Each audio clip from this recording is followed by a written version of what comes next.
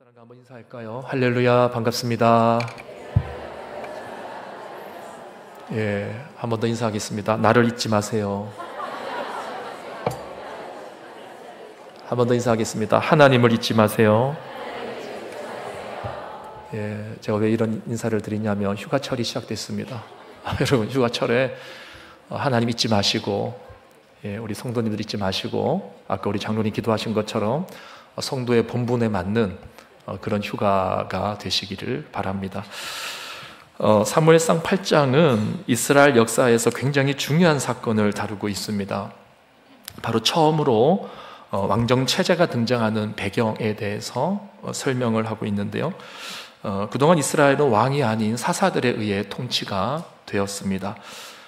그들은 왕과 같이 중앙 집권적 권력을 가지고 장기 집권하는 자들이 아니었고, 이방 나라들의 침략과 같은 특수한 상황에서 하나님에 의해 일시적으로 세워진 자들이었습니다. 물론 사사로 한번 세워지면 이제 죽을 때까지는 계속 사사라고 그렇게 칭함은 받았어요. 그리고 또 이들은 특정 지역이나 지파를 중심으로 활동하던 자들이었기 때문에 이스라엘은 각 지파의 그러니까 이스라엘이 총 몇 지파입니까, 여러분? 12지파죠. 그러니까 각 지파별로 자치가 존중이 되는 형태를 이루고 있었고, 그곳에서 재판관과 영적 지도자의 역할을 수행을 했던 것이었습니다. 그러다 보니 이런 문제가 있어요. 자연스럽게 왕권 중심, 강력한 왕권 중심의 주변 나라들과 비교해서 볼 때 뭔가 조직 면에서, 체계적인 면에서 허술해 보일 수밖에 없는 겁니다. 오늘 본문의 이야기는 바로 이러한 사사 중심의 국가 운영 방식에서 강력한 왕권 중심의 나라를 요구하는 이스라엘 백성들의 이야기를 우리에게 들려주고 있어요. 자, 우리 본문을 다시 한번 보도록 하겠습니다. 우리 1절에서 3절까지의 말씀인데요. 우리 1절 말씀 먼저 다 같이 읽어보도록 하겠습니다. 시작. 사무엘이 늙음에 그의 아들들을 이스라엘 사사로 삼으니. 자, 사무엘이 나이가 들었습니다. 7장에서 보면 온 이스라엘의 개혁을 주도하던 그 그 강력해 보이고 뭔가 이렇게 지치지 않는 에너자이저와 같은 열정적인 그런 사무엘의 모습은 이제 아니라는 겁니다. 이 8장에서의 사무엘은 이미 나이가 많이 차서 늙었다, 이렇게 나와 있어요. 자, 그리고 3절 말씀 한번 읽어보겠습니다. 3절 시작. 그의 아들들이 자기 아버지의 행위를 따르지 아니하고 이익을 따라 뇌물을 받고 판결을 굳게 하니라. 자, 여기에서 이제 우리의 시선을 끄는 대목이 뭐냐면, 사무엘이 자신의 아들들을 사사로 삼았는데 이 사사들이 뇌물을 받고 판결을 굽게 하는 아주 변질된 타락한 모습을 보이고 있다는 거예요. 자, 근데 이것을 우리가 좀 더 깊게 들여다봐야 되는데, 사실 사무엘이 이 자녀들을 사사로 세웠다는 것 자체가 조금 우리가 생각해 볼 대목입니다. 무슨 말이냐면, 앞서 말씀드린 것처럼 사사는 세습되는 게 아니에요. 그렇죠? 왕이 세습되는 겁니다. 근데 사무엘이 지금 자녀들을 사사로 세웠다라고 되어 있어요. 사사라는 직책은 본래 하나님께서 세우시는 거죠. 물론 하나님께서 이 세습이라는 방식을 통해서 사사를 세울 수 있는 것도 아니냐라고 반문한다면 저는 할 말이 없어요. 그러나 기본적으로 성경이 말하는 것은, 성경이 말하는 방향은 그건 아니라는 거죠. 이 부분을 우리가 어떻게 이해해야 될 것인가? 사무엘이 나이가 들어서 영적 지도자로서의 판단력이 흐려진 것일까? 아니면 아들들이 처음에는 모든 사람들이 인정할 만큼 훌륭해서 사사로 세움을 받은 것일까? 그러다가 나중에 변질이 된 것일까? 사실 학자들은요, 이 부분에 대해서 명확하게 답을 하지 못합니다. 사무엘이 나이가 들어서 판단력이 흐려졌다고 하기에는 이후에 나오는 이 사무엘의 모습 자체가 너무나 건재해요. 영적 지도자로서의 흔들림 없는 그런 모습을 여전히 보여주고 있다는 거죠. 또 그렇다고 다른 이유가 있다고 하기에는 또 너무 억지로 이 사무엘을 우리가 옹호하기 위한 어떤 그런 궁색한 변명처럼 들리기 때문에 그것도 별로 석연치가 않습니다. 그런데 굳이 우리가 한 가지 이유를 들어서 이 부분을 한번 이해해 보고자 한다면 우리는 그 힌트를 2절에서 찾아볼 수 있는데, 자, 2절에 보시면 지금 사무엘의 아들들이 있는 지역이 어디라고 되어 있습니까? 부엘세바라고 되어 있습니다. 또 4절을 보세요. 4절에 보면은 사무엘이 있는 곳은 어디입니까?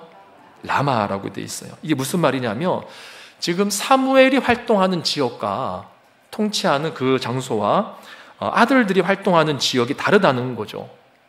참고로 이 부엘세바에서 라마까지의 거리가 80km가 됩니다. 그러니까 오늘날은 이 거리가 아무것도 아니지만 당시 고대 세계에서는 좀 이야기가 다르죠. 특별히 늙은 사무엘이 이곳까지 순회하면서 하나하나를 다 돌보고 재판을 하고 지도를 하고 이러기에는 상당히 무리가 되는 거리였다는 거죠.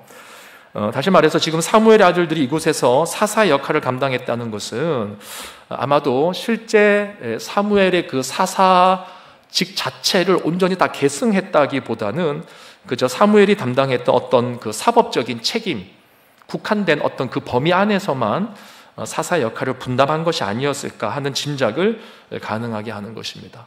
이것이 좀 타당한 게 3절을 보면 지금 이 아들들이 변질됐는, 이 아들이 타락했는데 어떤 면에서 타락했냐, 그러니까 재판하고 판결을 내리는 부분에 있어서 옳지 못하다 이렇게 말을 하고 있거든요. 그러니까 아마 이런 부분에 있어서 이 재판 영역, 사법적인 영역에 있어서 이 자녀들이 좀 문제를 일으킨 게 아닌가, 국한되어서 그 문제에만 이제 그렇게 우리가 생각을 해볼 수가 있는 것입니다. 자, 근데 이게 사실 중요한 얘기는 아니에요. 오늘 여러분들이 제가 지난주에 분명히 사사는 세습되는 게 아니라고 했는데 오늘 본문에서 이제 세습하는 장면이 나오기 때문에 궁금해하실까봐 제가 말씀을 드린 거고요. 사실 오늘 본문에서 이제 더 중요한 것은 뭐냐면 지금 이 사사를 세습한 사무엘의 모습과 또 이 아들들의 그 타락한 모습을 보면서 이스라엘 백성들이 보인 반응, 그 반응에 오늘 우리가 초점을 맞추고자 하는 것입니다. 자, 이들이 반응이 뭐냐? 우리 4절, 5절 같이 읽어보겠습니다. 시작. 이스라엘 모든 장로가 모여 그에게 이르되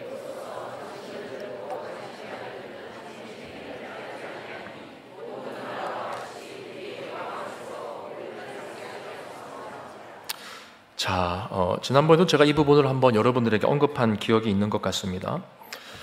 지금 사무엘을 찾아온 이스라엘의 모든 장로들, 그러니까 이스라엘 전체를 대변하는 자들이죠. 그래서 뭐 이스라엘의 모든 장로들이라고 해도 되고 이스라엘 백성들이라고 해도 될 것인데 지금 이들의 가장 큰 문제가 뭐냐면 이들은 이방 나라들을 부러워하고 있다는 거죠.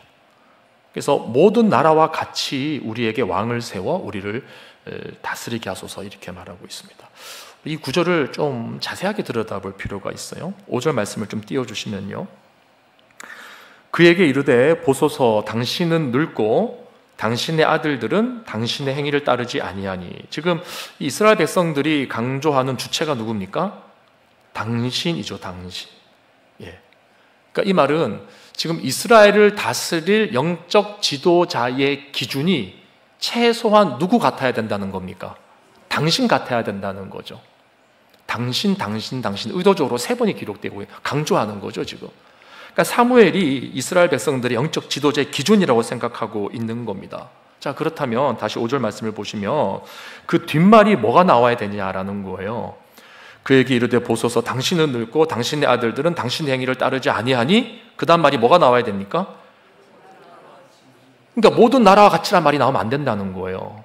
일관성이 있으려면 당신과 같은 왕을 우리에게 세워주세요. 이게 맞는 말이잖아요. 그렇죠? 근데 오늘 본문에서 이 사람들은 갑자기 단어 하나를 싹 바꿔서 모든 나라와 같이 이렇게 말을 하고 있다는 겁니다.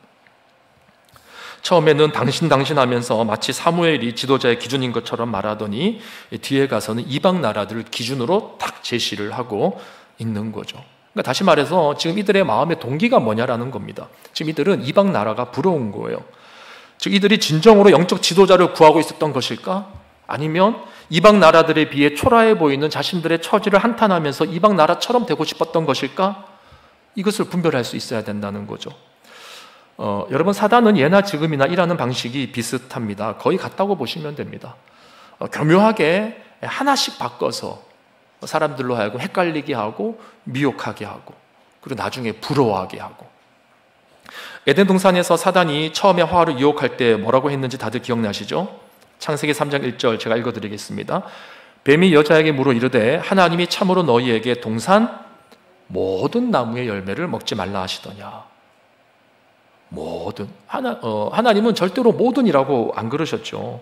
하나님은 그저 선악을 알게 하는 나무의 열매만 먹지 말라고 하셨습니다. 근데 사단은 바로 이 단어 하나를 싹 바꿈으로 인해서 그 다음 단계의 덫으로 하와를 이끌고 가고 있는 거죠. 그 다음 단계의 덫이 뭡니까? 눈이 밝아져서 하나님처럼 선악을 알게 될 것이다. 이거 먹으면 네가 하나님처럼 눈이 밝아질 것이고 선과 악을 구별하게 될 것이야. 이렇게 말하는 겁니다. 여기에 혹한 거죠. 이게 부러운 겁니다. 이게 진짜 하나님을 사모해서 가지는 하나님을 향한 어떤 그런 동경의 부러움이겠습니까? 아니면 하나님과 같이 되려고 하는 교만에서 나온 부러움이겠습니까? 우리는 이것이 후자라고 하는 것을 다 알고 있어요. 여러분, 지금 이 이스라엘 백성들이 하는 일이 바로 이와 같은 거죠. 사무엘과 같은 왕이 아닌 모든 나라와 같은 왕을 내세우면서 하나님의 기준을 교묘하게 바꿔버린 거죠. 그러면서 이 세상을 향한 부러움을 그 안에 막 일으키는 겁니다. 이걸 실현시키려고 이렇게 이제 속삭이는 거죠. 결국 이것은 이런 의미가 아니겠습니까? 하나님의 방식으로 안전한 삶을 사는 것이 아니라 세상의 방식을 내 인생의 안전장치로 삼겠다. 여기에 대한 동경이 되는 것이죠.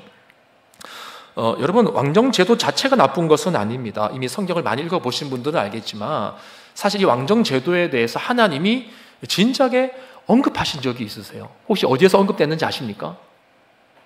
신명기 17장에 이 내용이 나와 있어요. 우리 한번 읽어보도록 하겠습니다. 신명기 17장 14절 15절 말씀 같이 봅니다. 시작. 내가 내 하나님 여호와께서 내게 주시는 땅에 이르러 그 땅을 차지하고 거주할 때에 만일 우리도 우리 주위의 모든 민족들과 같이 우리 위에 왕을 세워야 하겠다는 생각이 나거든 반드시 내 하나님 여호와께서 택하신 자를 내 위에 왕으로 세울 것이며 내 위에 왕을 세우려면 내 형제 중에서 한 사람을 할 것이요 내 형제가 아닌 타국인을 내 위에 세우지 말 것이며. 자, 이 말씀은 이미 수백 년 전에 모세를 통해서 하나님께서 이스라엘 백성들에게 주신 말씀이에요. 아직 가나안 땅으로 들어가기 전입니다. 광야에서 주신 말씀이에요. 이미 하나님은 광야에서 이 백성들이 가나안 땅으로 들어가게 되면 머지않아 왕정 제도를 요구하게 될 것이다. 하나님 알고 계셨어요. 그리고 그것을 하나님이 무시하는 것도 아니었습니다. 너희들이 왕정 제도를 추구하고 왕을 세우고자 한다면 오케이, 세울 수 있다라고 말씀하시는 거예요. 근데 지금 문제가 되는 게 뭐냐면 이들이 주변 나라에 이스라엘 백성들이 주변 모든 나라와 같이 되기를 원하고 있다는 거죠. 여기에 문제가 있는 것입니다. 인간적으로는 이해가 가는 대목이에요. 사실 이제까지 이스라엘 총 몇 지파라고요, 여러분? 12지파입니다. 한두 지파가 아닙니다. 12지파나 되는 동명체제 국가였기 때문에 주변 열강들과 외교에서 밀릴 수밖에 없었던 약점을 가지고 있었던 거예요.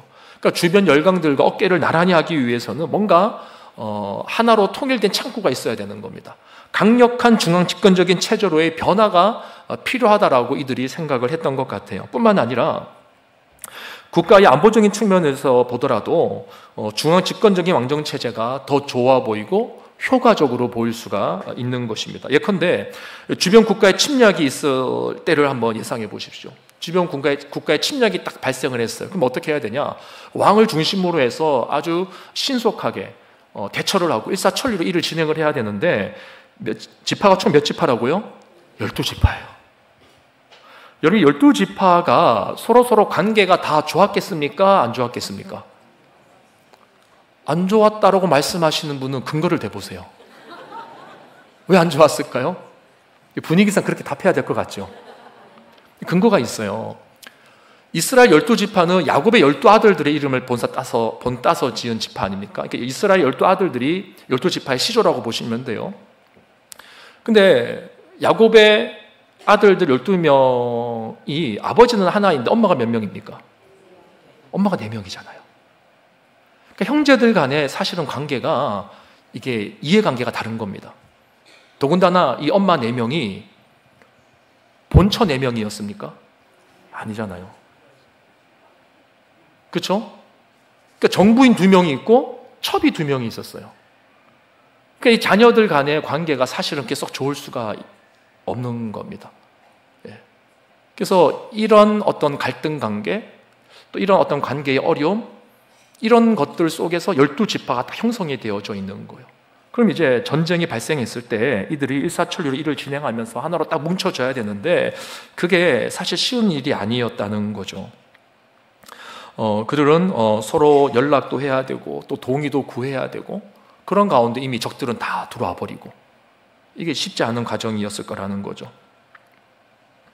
비록 국가의 위기의 순간마다 사사들이 일어나서 나라를 구하기는 했지만 백성들은 그보다 더 근원적으로 이방 나라들이 함부로 침입할 수 없는 어떤 강력한 국가가 되기를 희망했던 것 같습니다. 그래서 강력한 중앙 집권적인 왕정제도가 필수적이라고 생각을 했던 거예요. 그런데 이에 대해서 이제 하나님의 반응이 뭔지 한번 보겠습니다. 우리 6절 말씀 같이 읽어보겠습니다. 6절 시작.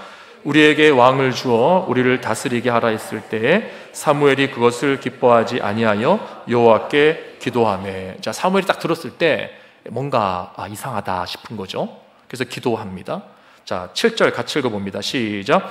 여호와께서 사무엘에게 이르시되 백성이 내게 한 말을 다 들으라.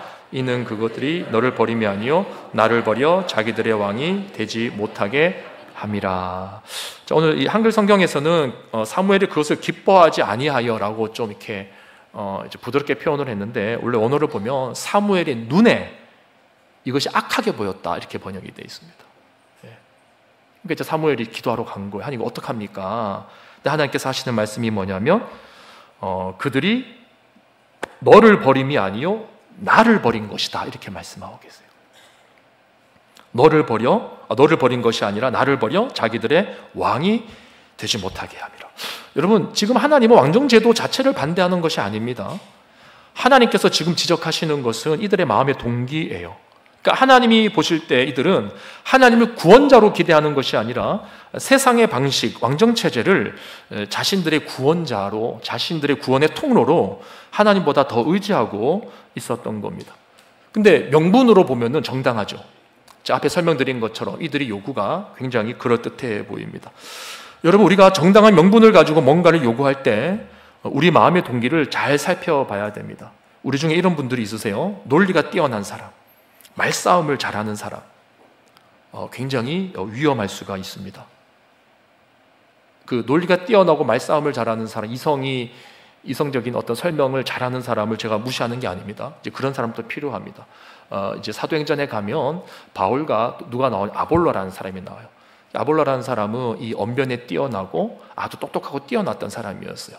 그 사람이 복음을 전할 때 말로써 이방인들을 다 이겼다라고 하고 있어요. 그러니까 하나님은 그런 자들도 사용하시는 겁니다. 자, 근데 그러니까 그것을 제가 폄하하는 게 아니니까 오해하지 말고 들으십시오. 근데 이 말을 잘하고 논리적으로 이렇게 뛰어나신 분들이 자칫 이제 빠질 수 있는 함정이 뭐냐면 자신의 욕심과 잘못을 이제 새치어로 잘 포장해서 하나님의 뜻과 위배되는 논리로 자신을 속일 수 있다는 거죠. 아, 목사님, 저는 말을 잘 못해서 그럴 일 별로 없겠네요. 여러분 안심할 게 아닙니다. 여러분들이 만나는 사람들을 보세요. 여러분들이 만났을 때 항상 여러분들보다 논리적으로 뛰어난 사람만 만납니까? 만나다 보면 나보다 좀 논리가 떨어지고 좀 뭔가 어설픈 사람, 그런 사람도 우리가 만나지 않습니까? 그러니까 여러분들은 누구나 다에게 이러한 모습을 가질 수가 있는 거예요. 누구나 다. 누군가에게 이런 모습으로 나타날 수 있는 것입니다. 내 욕심과 나의 잘못을 막 입술로 막 포장을 하는 거예요. 논리로 포장을 하고 그것이 하나님의 뜻과 위배되는지도 모르고 막 주장하는 거죠. 일단 이기고 봐야 되니까. 여러분, 우리가 기도할 때도 마찬가지입니다. 지금 이스라엘 장로들이 사무엘에게 와서 요청하는 것은 일종의 기도라고 볼 수 있어요. 당시에는 이스라엘 백성들이 직접 하나님 앞에 못 나갔지 않습니까? 그러니까 제사장을 통해서 나가야 됐던 거예요. 선지자들을 통해서 나가는 겁니다.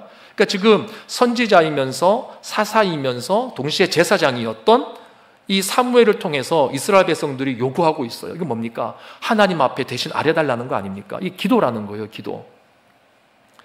그래서 우리가 이 기도라는 측면에서 볼 때 우리 자신을 한번 점검해 봐야 되는 거죠. 과연 나의 기도는 정직한가? 우리는 정직한 기도를 하고 있는가? 우리가 하나님 앞에서 이런저런 논리와 명분을 대면서 하나님 앞에 구하는 것들이 얼마나 많습니까? 그런데 가만히 들여다보면 우리 자신의 죄를 감추고 우리의 그릇된 동기를 숨기고 정당한 명분만 내세워서 마치 하나님과 딜을 하려고 하는 그런 자세로 기도하려고 하는 모습이 우리 안에 많이 있을 수 있다는 거예요. 여러분, 오늘날 왜 많은 사람들이 정직한 기도를 하지 못하고 또 내 죄를 보는 기도를 못할까요? 그것은 바로 내 안에 동기에 집중하는 눈을 잃어버렸기 때문입니다. 우리는 우리 내면의 동기에 집중하는 것을 굉장히 거추장스럽게 생각합니다. 번거롭게 생각해요. 속 시끄러워. 이렇게 생각합니다. 그냥. 대신에 우리는 그저 결과에만 집중을 하죠. 결과에만 집중해서 그 과정과 마음의 동기를 마치 휴지 조각처럼 쉽게 버려버리고 그냥 결과적으로만 되면 된다, 이렇게 생각하는 분들이 계세요. 여러분, 하나님 앞에서 우리가 마음의 동기를 잘 살펴보지 않으면, 다시 말해서 하나님과의 관계 중심적인 기도를 하지 않으면 우리는 결과 중심적인 기도에 빠지게 되어져 있습니다. 그러니까 기도 응답에만 함몰되는 거죠. 그러나 동기에 집중한다는 것은 뭡니까? 하나님과의 나와의 관계 중심에 포커스를 맞추는 거죠. 하나님 앞에서 이 기도가 바른 것인가? 내가 지금 저 사람에 대해서 불편하고 힘든 마음이 있는데 이 마음을 가지고 하나님 앞에 나가서 기도할 때 정말 내 마음의 동기, 숨은 동기, 내가 왜 저 사람이 불편한지, 왜 내가 저 사람이 싫은지, 왜 내가 저 사람 때문에 억울하고 답답한지 라고 하는 것을 간구할 때 하나님 앞에서 내 마음의 동기를 내가 정직하게 돌아볼 수 있어야 된다는 거죠. 그것을 보지 못하면 우리는 그저 그 사람이 나에게 잘못한 것만 생각합니다. 저 사람 때문에 내가 상처받은 것만 생각해요. 때로는 그럴 때도 있더라고요. 정말 내가 잘못한 게 전혀 없는데 누군가가 나에게 정말 잘못을 저지를 때도 있더라고요. 근데 여러분, 그거 아십니까? 그럴 때도 하나님 앞에 나가서 기도하면서 깊이 하나님과의 관계를 가지고 기도하다 보면 하나님께서 이 사람과는 전혀 관계가 없는 다른 사람과 나와의 관계 속에서 내가 잘못된 것을 깨닫게 하실 때가 있더라는 거예요. 그 관계를 통해서 내가 억울한 이 관계를 다시 해석하게끔 하시는 겁니다. 여러분, 그런 경우 우리가 굳이 말하지 않아도 신앙생활을 하실 때 많이 경험하지 않습니까? 우리의 기도는 관계 중심적인 기도가 되어야 되는 거예요. 하나님과의 관계 중심적인 기도입니다. 이것이 되지 않으면 우리의 기도가 하나님 앞에 이제 바르게 진행될 수가 없는 거예요. 자, 그리고 두 번째로 우리가 기도할 때 또 한 가지 주의해야 될 점은 한번 따라해 보겠습니다. 그리스도 중심의 기도를 해야 된다. 갑자기 웬 뜬금없이 갑자기 그리스도냐 사무엘 이야기를 하다가 여러분, 오늘 본문을 잘 이해하셔야 되는데요. 지금 본문에서 하나님께서 뭐라고 말씀하시냐면 이 사람들이 사무엘을 거부하는 것을 보고 이것은 너를 거부하는 것이 아니라 나를 거부하시는 것이라고 했어요. 자, 이것을 기억해두고 오늘 이 설명을 좀 들으시면 좋을 것 같습니다. 여러분, 구속사적으로 보면은요, 지금 이 사무엘 1차적으로는 지금 사사를 거부하고 있는 거거든요. 이스라엘 사람들이. 이들이 이 사무엘을 거부하는 것은요, 구속사적으로 보면 예수 그리스도를 거부하는 것과 같은 거예요. 왜냐하면 이 사무엘은 그리스도의 모형이기 때문에 그렇습니다. 그리스도가 삼중직을 가지고 있듯이 사무엘 역시도 마지막 사서로서 삼중직을 가지고 있었어요. 사사와 선지자와 제사장. 그러니까 사사가 왕은 아니지만 거의 이제 왕과 같은 지도자 역할을 하지 않습니까? 그러니까 이 세 가지 삼중직을 사사들도 사무엘도 가지고 있었던 거예요. 다시 말해서 구속사의 관점에서 볼 때 지금 이들이 사무엘을 거부하는 것은 예수 그리스도를 거부하는 것과 같은 것입니다. 그렇다면 지금 이들의 이 기도에는 심각한 모순이 있다는 거예요. 여러분, 기도라는 것이 뭡니까? 기도는 누구의 이름을 힘입어 나가는 것입니까? 예수님의 이름을 힘입어 나가는 거잖아요. 그러니까 예수님의 이름을 힘입어 나가야 될 자들이 그리스도를 거부하고 있는 거예요.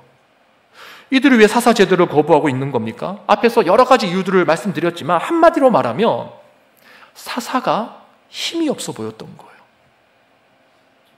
사사가 힘이 없어 보였던 거예요. 그리고 그 위기의 순간에 또 여러 가지 상황이 급박하게 돌아가는 순간에 이 사사를 중심으로 해서 12지파가 또 이렇게 의논해야 되고 사람들을 보내고 이런 게 다 번거로웠던 겁니다. 쉽게 말하면 사사제도가 힘이 없어 보였던 것이고 번거로워 보였던 거예요. 여러분, 우리가 이 땅을 살아가면서 예수님의 말씀과 그분의 인격과 그분의 가르침과 그분이 우리에게 주신 사명을 따라가는 것이 세상에서 굉장히 힘이 없어 보일 수가 있어요. 어리석어 보일 수 있고 때로는 하찮아 보일 수도 있고 또 번거롭게 느껴질 때가 있습니다. 하나님, 이 상황에 예수님을 생각하라는 게 말이 됩니까? 저 사람이 나를 이런 식으로 대했는데, 지금 이 상황에 우리 가정의 이 경제가 이렇게 지금 심각한 상황에, 지금 내 자녀들이 이렇게 어려움을 처하고 있는 이 상황에 예수님을 생각하라니요.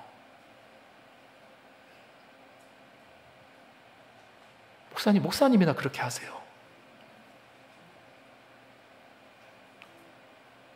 우리 이 땅을 살아가면서 예수 그리스도를 우리의 기도 속에 적용시키고 대입하고 그분을 쫓아가고 따라가고 하는 것이 번거롭게 느껴지는 거예요. 예수님의 가르침과 말씀과 그분의 사명을 따라 이 세상을 살아가는 것이 세상 사람들 앞에서 볼 때는 힘이 없어 보이는 거예요. 초라해 보이는 거예요. 그러나 놀라운 신비는 그 십자가에서 힘없이 하찮게 죽은 것처럼 보이는 예수가 하나님과 여러분과의 관계를 회복시키셨다는 겁니다. 그분이 우리에게 천국의 문을 열어주신 거예요. 그래서 우리가 기도할 때 예수님의 이름으로 기도하는 것 아닙니까? 바로 예수 그리스도의 공로를 힘입어 하나님 아버지 앞에 나가는 겁니다. 그분의 공로가 없이는 우리는 하나님 앞에 단 한 걸음도 나갈 수가 없는 거예요. 그래서 우리는 기도의 마지막에 항상 예수님의 이름으로 기도하는 것입니다. 이걸 좀 더 정확하게 풀어 말하면, 나를 위해서 죗값을 치르시고 모든 하나님의 의를 이루신 예수 그리스도의 그 공로에 힘입어 기도합니다. 이렇게 말하는 거예요, 여러분. 그런데 우리의 모습이 어떻냐? 하나님 아버지는 왠지 좋아요. 하나님 아버지 왠지 좋아요. 하나님 그러면. 그렇지 않습니까? 그런데 하나님이 보내신 예수님에게는 관심이 없는 거예요. 오늘 본문과 연관지어서 말하면 하나님이 세우신 사사가 질린 겁니다.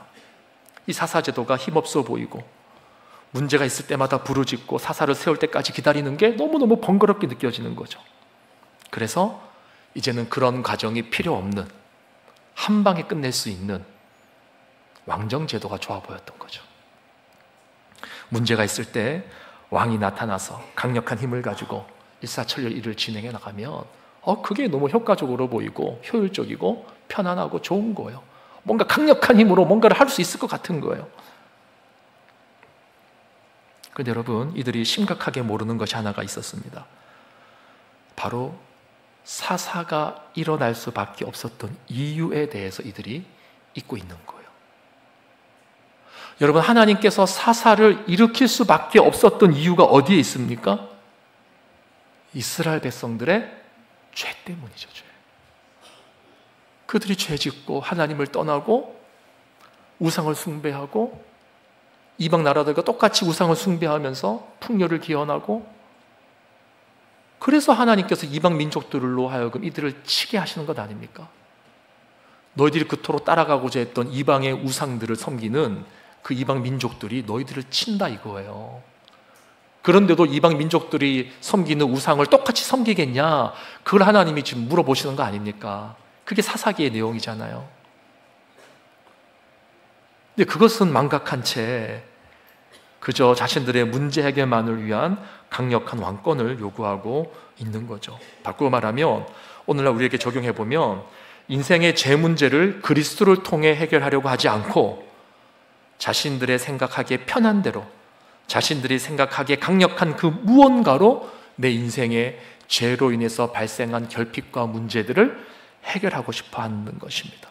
돈으로, 사람으로, 권력으로, 사회적인 신분으로, 혹은 자신의 그 모든 능력을 다 끌어모아서 이걸 가지고 지금 내 문제 해결하고 싶은 거예요. 이 말은 더 이상 자신들의 삶에 하나님이 필요 없다는 거죠. 그래서 하나님이 이렇게 말씀하시는 겁니다. 그들이 너를 버린 것이 아니다. 결과적으로 나를 버려 너희들의 왕이 되지 못하게 하는 것이다. 즉, 우리가 예수 그리스도를 믿고 따르지 않으면 우리는 하나님과의 관계를 끊는, 하나님 관계가 멀어지는 삶을 살아가게 된다는 것이고, 그래서 뒤집어 말하면 사실 예수 그리스도를 받아들이는 것이 하나님을 받아들이는 것이고, 예수 그리스도를 바라보는 것이 하나님을 바라보는 것이라는 거예요.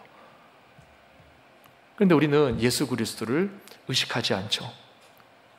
우리의 기도 속에 하나님 아버지라고는 기도하는데 실제로 그 기도 속에 예수님을 거부하는 기도가 얼마나 많이 있는지 모릅니다. 목사님, 저 예수님 거부하지 않는데요.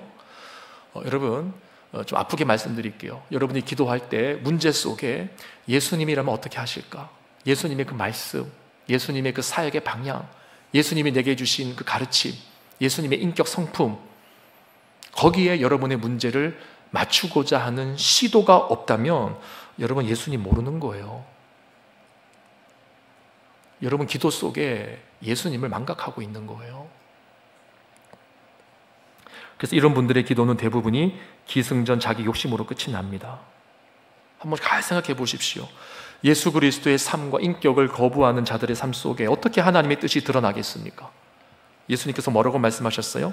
나를 본 자는 하나님 아버지를 본 자이고, 자신이 하나님이시고, 또 자신이 임의로 말을 하는 것이 아니라 하나님 아버지로부터 받은 말씀을 너희들에게 전한다, 그렇게 말씀하셨잖아요. 그러니까 예수님을 통과하지 않고 우리가 하나님의 뜻을 알 수 있습니까? 절대로 알 수 없다는 거죠. 우리의 기도 속에 예수 그리스도의 인격과 그분의 말씀과 그분의 행동이 기억나지 않으면 우리는 하나님의 뜻을 모르는 겁니다. 입술로는 예수님의 이름으로 기도할지 모르지만 실상은 예수님을 거부하는 것과 같은 거예요. 이것이 오늘 본문에 나오는 이스라엘 백성들의 가장 심각한 문제였던 것입니다. 그들이 정말로 자신의 죄를 깨닫고 하나님의 뜻에 관심이 있었다면 그들은 당신은 늙고 당신의 아들들은 당신의 행위를 따르지 아니하니 당신과 같은 왕을 세워달라, 이렇게 요구했었어야 되는 거예요. 사랑하는 성도 여러분, 오늘날 우리에게 예수 그리스도가 필요하십니까? 여러분에게 예수 그리스도가 필요하십니까? 그렇다면 예수 그리스도를 알기를 힘쓰십시오. 말씀을 통해 예수 그리스도를 발견하셔야 됩니다. 말씀을 통해 그분의 인격과 사명이 무엇인지 깨달아야 돼요. 그것이 회복될 때 우리 안에 하나님께서 함께 하시는 놀라운 구원의 역사, 회복의 역사가 일어나는 것입니다. 우리 말씀 생각하면서 함께 우리 찬양하고 기도하겠습니다.